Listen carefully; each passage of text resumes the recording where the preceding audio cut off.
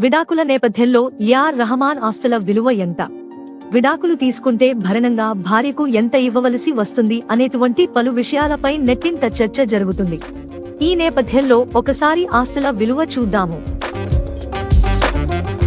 ఒక పాటకు ఏఆర్ రెహమాన్ ఎంత ఛార్జ్ చేస్తాడు? కుటుంబానికి ఆర్థికంగా సాయం చేయడం కోసం 11 ఏళ్ల వయసులో ఆర్కెస్ట్రాలో పనిచేసిన ఏఎస్ దిలీప్ కుమార్ నేడు ఒక పాటకి 7 నుండి 8 కోట్లు తీసుకునే ఏఆర్ రెహమాన్ అయ్యాడు.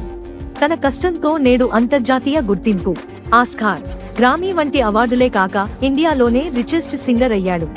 భారతీయ మ్యూజిక్ ఇండస్ట్రీని తన టాలెంట్ తో మలుపు తిప్పిన ఏఆర్ రెహమాన్ మొత్తం ఆస్తి ఎంతో తెలిస్తే అవాక్కవుతారు. రెహమాన్ మొదటి జీతం ఎంత? విలాసవంతమైన బంగళాలు, లగ్జరీ కార్లు, వాచ్లు, స్టూడియోలు ఇలా అన్నీ కలిపి అక్షరాల 1728 కోట్ల పైమాటే.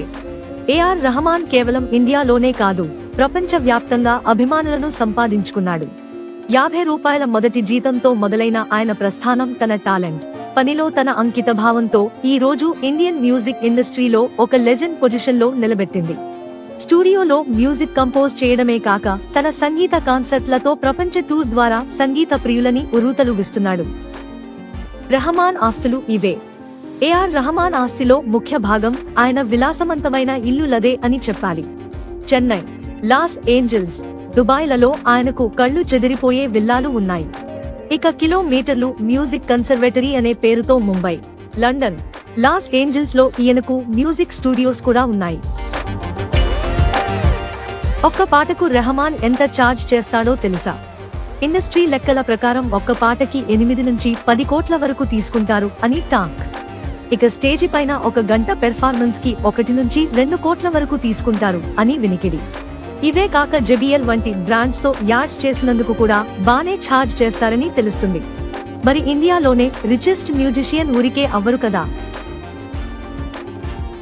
రెహమాన్ దగ్గర ఉన్న కార్లు ఇవే.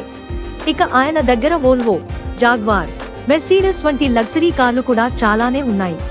2 కూతుర్లు ఖతీజా, రహీమాకి కూడా 1,50,00,000 విలువ చేసే పోర్షే ఎలక్ట్రిక్ కార్లు ఉన్నాయని సమాచారం.